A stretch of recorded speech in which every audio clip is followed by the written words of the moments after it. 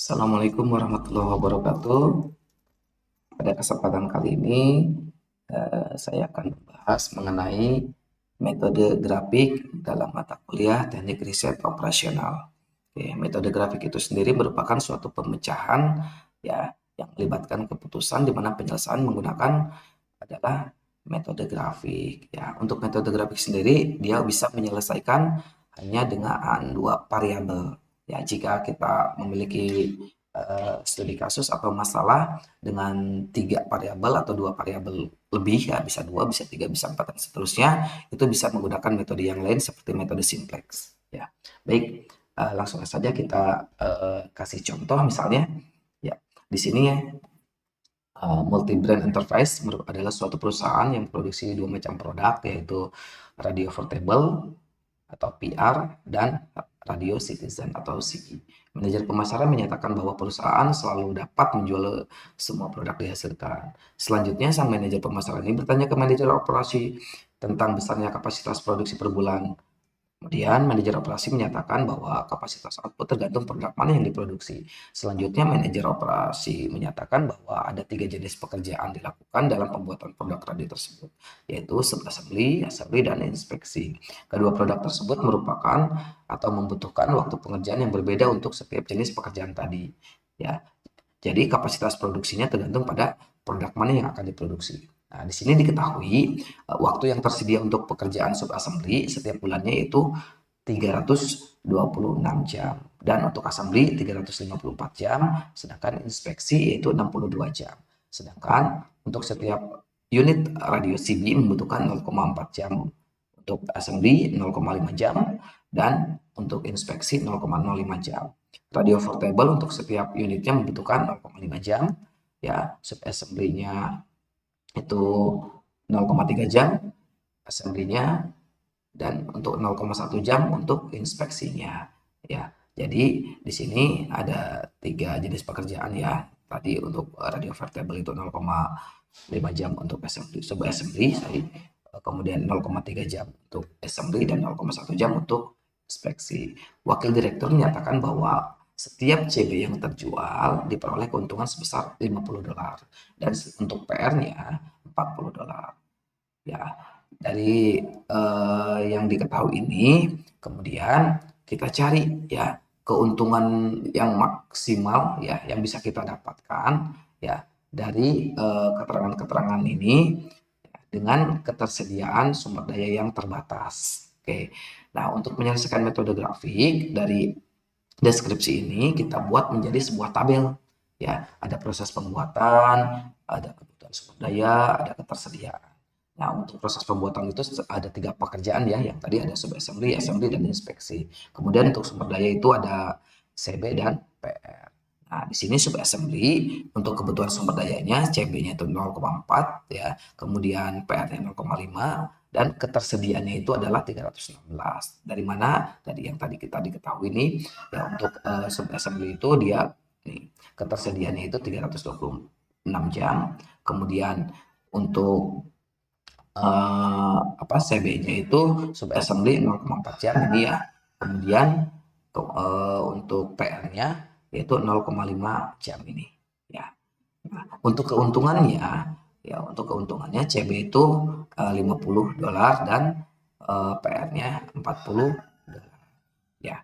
Setelah kita mendapatkan tabel ini ya, kemudian kita rubah ke dalam bentuk matematis ya. Ini di pertemuan sebelumnya yaitu menggunakan linear programming ya. Kita cari fungsi tujuan dan fungsi kendalanya ya.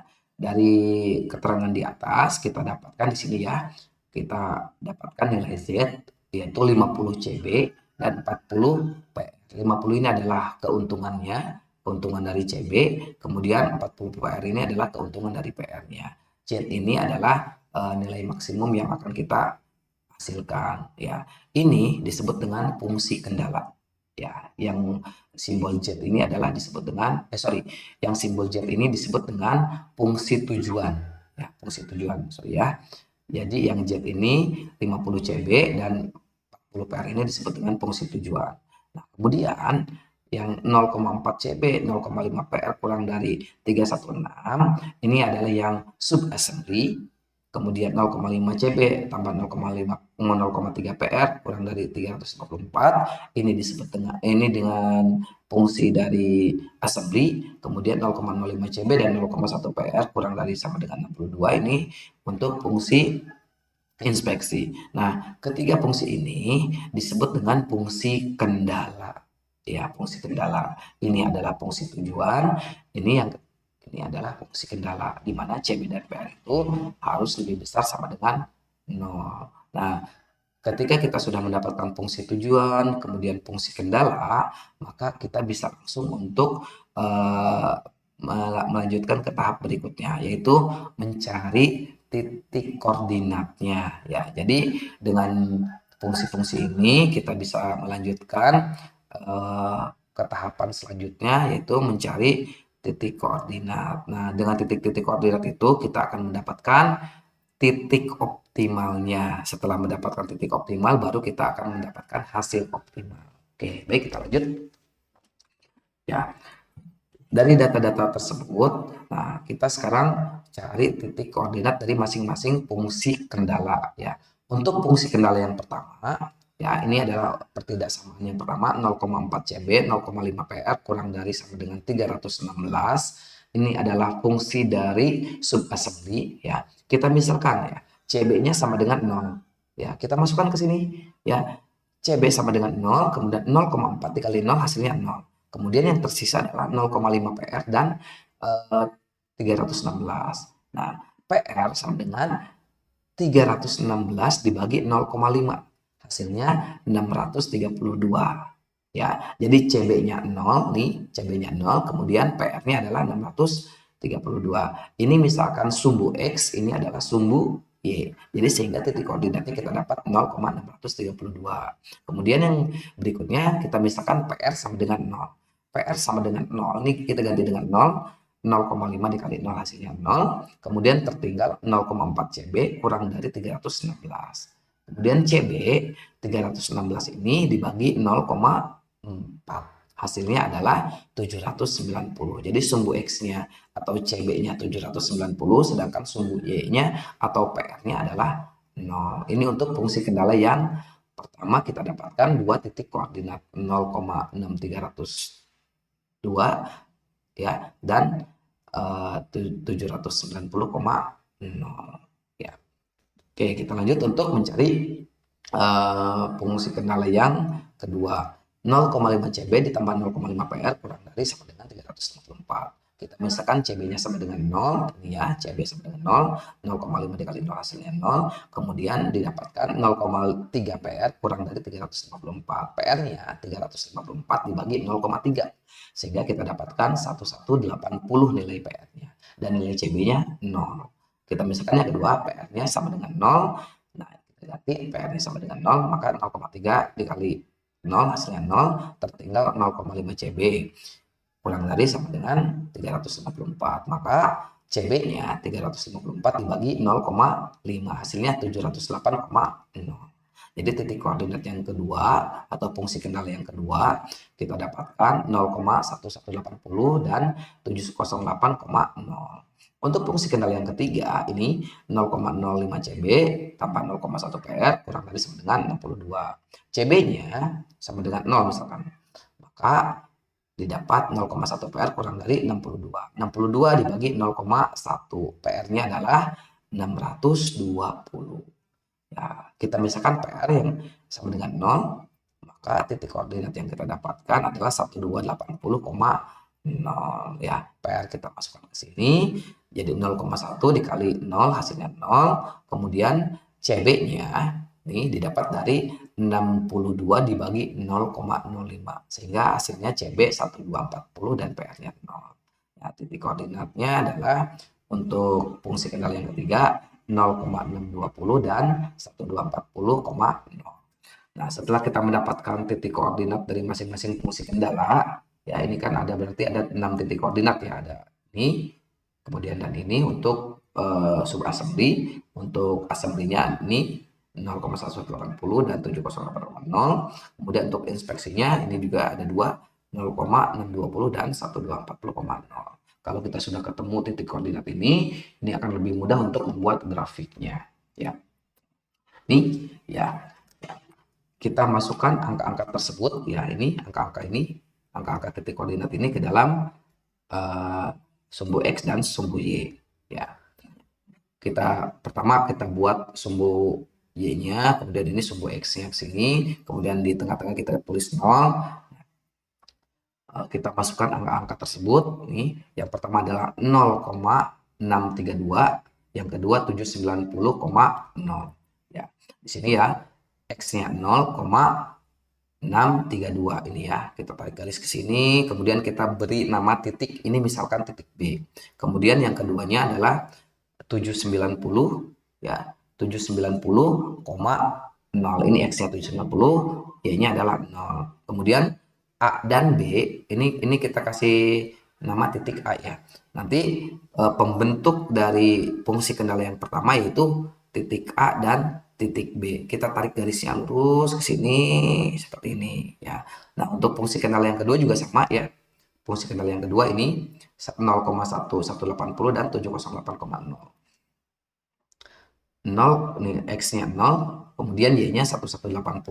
Kita beri nama titik D misalnya. Kemudian yang keduanya adalah 708, X-nya, Y-nya adalah 0, kita beri nama titik C. Kemudian C dan D kita tarik garis lurus seperti ini.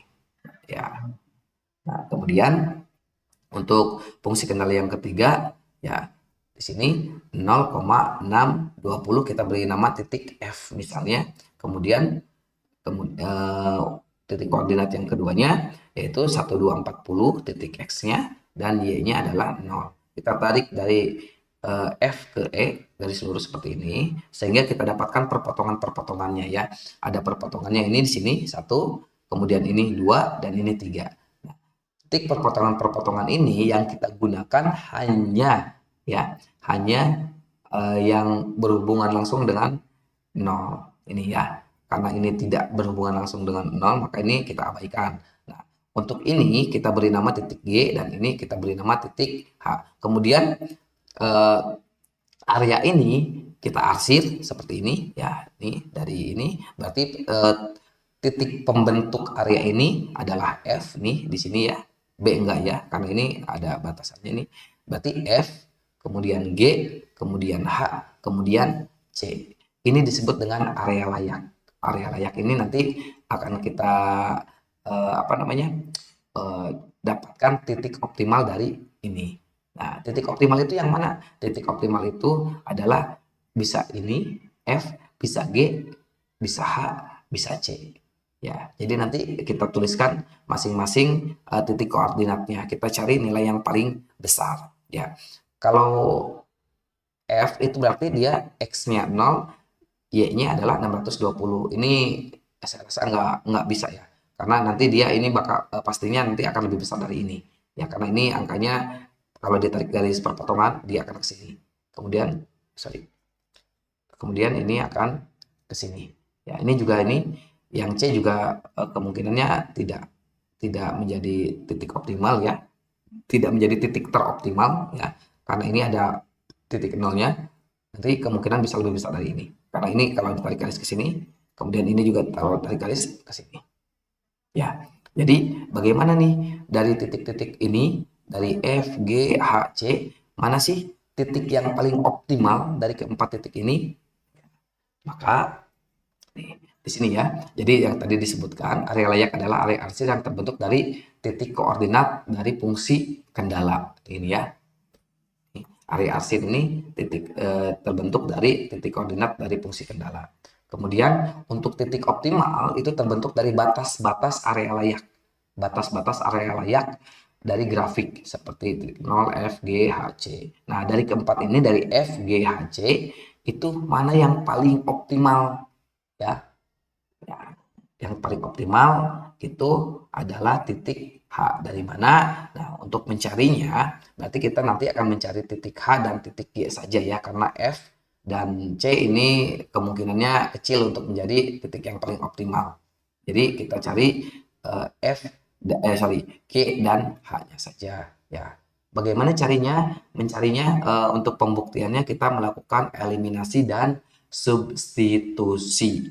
Ya, kita akan melakukan eliminasi dan substitusi. Nah, nanti setelah kita melakukan eliminasi dan substitusi antara G dan H, itu mana nilai titik koordinatnya yang paling besar. Nah, kita sudah lakukan untuk titik koordinat yang paling optimal yaitu titik H. Ya, titik H. Nanti untuk pembuktiannya, ya silakan nanti kalian lakukan eliminasi dan substitusi dari pembentuk titik optimal tersebut. Kalau H berarti pembentuk titik optimalnya adalah fungsi kendala pertama dan fungsi kendala kedua. Karena ini ya dia adalah perpotongan dari garis A, B dan C, D di sini. Kalau G dia perpotongan antara garis ini ya B, A dan F, E. Berarti ini 1 dan 3 persamaannya ya. Jadi nanti untuk pembuktiannya untuk titik G kalian lakukan eliminasi antara persamaan pertama dengan persamaan ketiga. Sedangkan untuk titik H kalian lakukan eliminasi untuk persamaan 1 dan persamaan 2. Nanti setelah dilakukan eliminasi kemudian lakukan substitusi, maka nanti akan didapatkan hasilnya seperti ini ya. Jadi kita dapatkan titik optimalnya adalah di titik H ya. Untuk pembuktiannya nanti silakan kalian bisa lihat di video berikutnya. Oke, sampai sini. Kalau ada pertanyaan, silakan kalian tuliskan di kolom komentar atau bisa juga via email ya atau chat boleh. Oke, terima kasih. Assalamualaikum warahmatullahi wabarakatuh.